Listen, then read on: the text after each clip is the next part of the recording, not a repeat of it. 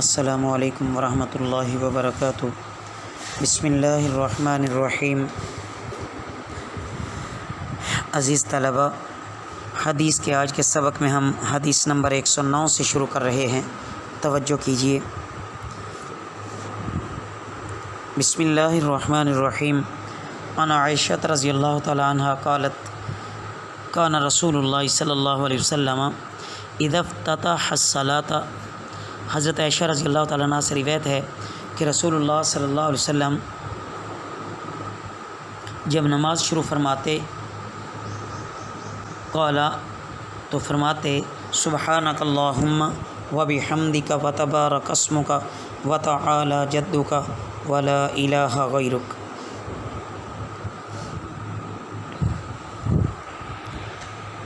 مطلب یہ ہے عزیز طلبہ کہ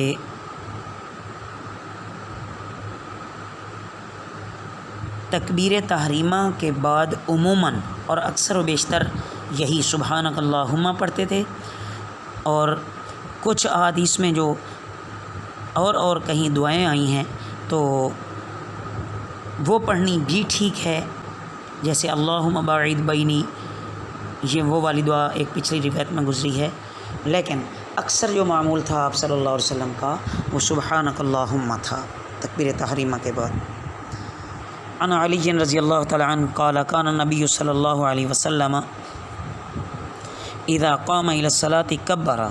حضرت علی رضی اللہ تعالیٰ عنہ سے روایت ہے، فرماتے ہیں کہ نبی کریم صلی اللہ علیہ وسلم جب نماز کے لیے کھڑے ہوتے تھے کبرا تکبیر کہتے، ثم قال پھر فرماتے وجہت وجہی للذی فطر السماوات والارض حنیفا وما انا من المشرکین ان صلاتی ونسکی ومحیای ومماتی للہ رب العالمین لا شریک لہ وبذالک امرت وانا اول المسلمین۔ یہ 7ویں پارے کی آیت ہے، دیکھیے۔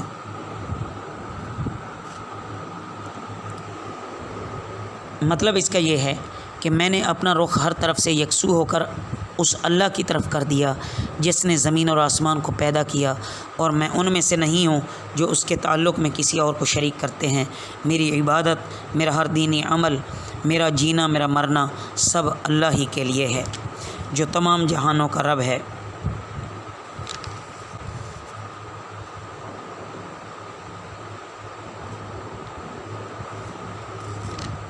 اور میں فرما برداری کرنے والوں میں سے ہوں۔ اللہم انت الملک لا الہ الا انت ربی۔ اے اللہ، تو ہی بادشاہ اور مالک ہے، تیرے سوا کوئی بندگی کے لائق نہیں، تو میرا مالک اور رب ہے۔ وَأَنَا عَبْدُكَ، اور میں آپ کا بندہ ہوں۔ ظلمت نفسی، میں نے اپنے نفس پر ظلم کیا۔ وَاعْتَرَفْتُ بِذَنْبِی، میں اپنے گناہوں کا اعتراف کرتا ہوں۔ فَاغْفِرْ لِی ذُنُوبِی، میرے گناہوں کو بخش دے جمیعاً سب کو۔ اِنَّهُ، بے شک، لا یغفر الذنوب الا انت، آپ کے علاوہ کوئی گناہوں کو بخشنے والا نہیں ہے۔ وَاہْدِنِی لِأَحْسَنِ الْأَخْلَاقِ، اور اے اللہ مجھے حسن اخلاق کی ہدایت دے، حسن اخلاق کی طرف میری رہنمائی فرما۔ لا یہدی لأحسنها الا انت،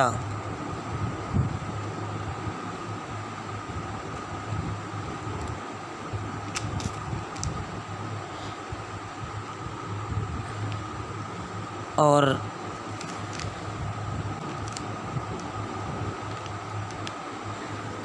نہیں کوئی ہدایت دے سکتا حسن اخلاق کی طرف مگر آپ۔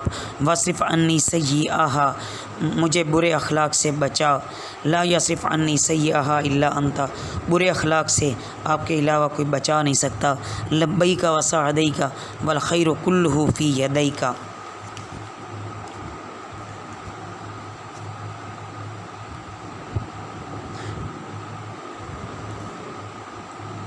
اے اللہ، میں حاضر ہوں، ہر قسم کی خیر اور بھلائی تیرے ہاتھ میں ہے، اور وشر لیس الیک، اور شر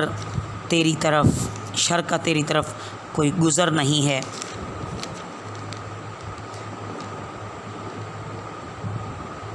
انا بکا، میں آپ کا سہارا لیتا ہوں۔ و الیک تبارکت و تعالیت، اور تیری ہر طرف میرا رخ ہے، تو برکت والا ہے اور رفعت والا ہے۔ استغفرک و اتوب الیک، میں آپ سے مغفرت اور بخشش کا سوال کرتا ہوں۔ وَإِذَا رَكَعَ، اور جب وہ رکوع کرتے تو قال فرماتے اللہم لک رکعت، اے اللہ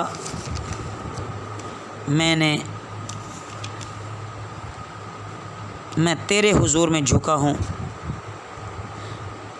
وَلَكَ أَسْلَمْتُ، اور میں آپ پر ایمان لایا، خَشَعَ لَكَ سَمْعِي وَبَصَرِي وَمُخِّي وَعَظْمِي وَعَصْبِي،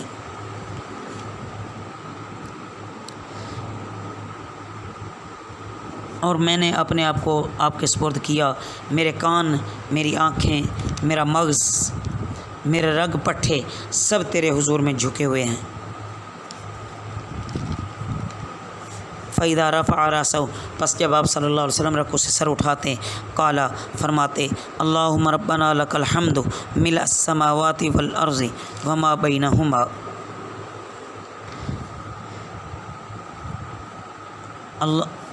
ہاں کہ اے اللہ تیرے ہی لیے حمد ہے، ایسی وسیع اور بے انتہا حمد جس سے آسمان اور زمین کی ساری وسعتیں بھر جائیں اور ان کے درمیان وَمِلْءَ مَا شِئْتَ مِنْ شَيْءٍ بَعْدُ، اور ان کے درمیان کا خلا بھر جائے۔ وَإِذَا سَجَدَ، اور جب آپ صلی اللہ علیہ وسلم سجدہ فرماتے، قال تو فرماتے اللہم لک سجدت، اے اللہ میں نے آپ ہی کے لیے سجدہ کیا، وَبِکَ آمنت، اور میں آپ پر ایمان لایا، وَلَکَ اسلمت، اور میں نے اپنے آپ کو آپ کے حوالے کیا۔ ساجدہ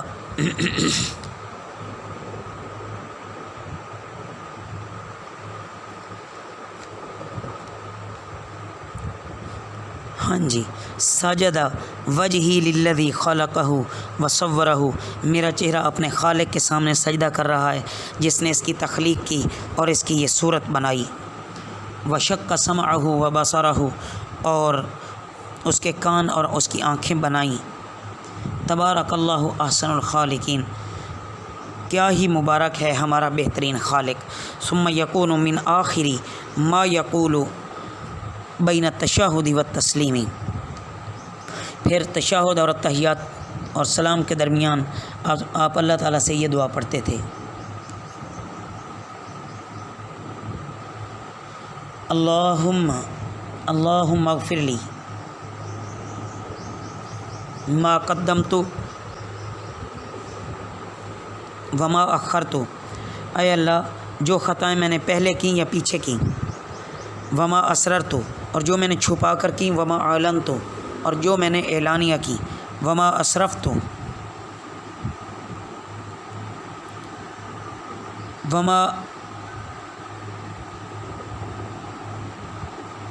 وما اسرفت، اور جو میں نے زیادتی کی، وما انت اعلم به منی، اور جس کا تجھے مجھ سے زیادہ علم ہے، انت المقدم وانت المقدم وانت المؤخر، تو ہی آگے کرنے والا ہے اور تو ہی پیچھے ڈالنے والا ہے، یعنی تو جسے چاہے آگے بڑھائے اور جسے چاہے پیچھے ہٹا دے۔ لا الہ الا انت، تیرے سوا کوئی معبود نہیں ہے۔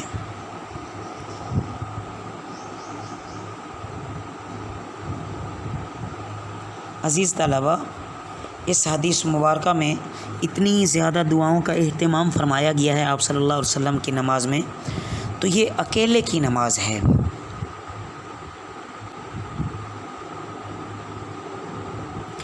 یہ روزمرہ کی فرض نمازوں میں رسول اللہ صلی اللہ علیہ وسلم کا عام اور دائمی معمول نہیں تھا۔ غالباً آپ کبھی کبھی ایسا کرتے ہوں گے، بلکہ اغلب یہی ہے کہ آپ تہجد کی نماز اس طرح پڑھتے ہوں گے۔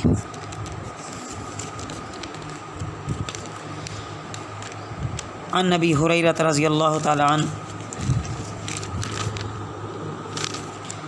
ان رسول اللہ صلی اللہ علیہ وسلم قال لا صلاۃ الا بقراءۃ، حضرت ابو ہریرہ رضی اللہ عنہ سے روایت ہے کہ رسول اللہ صلی اللہ علیہ وسلم نے فرمایا کہ قرآن کی قرات کے بغیر نماز نہیں ہوتی۔ قال ابو ہریرہ رضی اللہ تعالیٰ عنہ فما اعلن رسول اللہ صلی اللہ علیہ وسلم، آپ صلی اللہ علیہ وسلم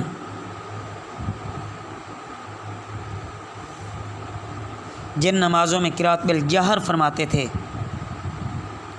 اعلناہ ہم بھی جہر کرتے ہیں، وما اخفاہ اور جہاں آپ آہستہ خاموشی سے پڑھتے تھے، اخفیناہ لکم تو وہاں ہم بھی خاموشی سے پڑھتے ہیں۔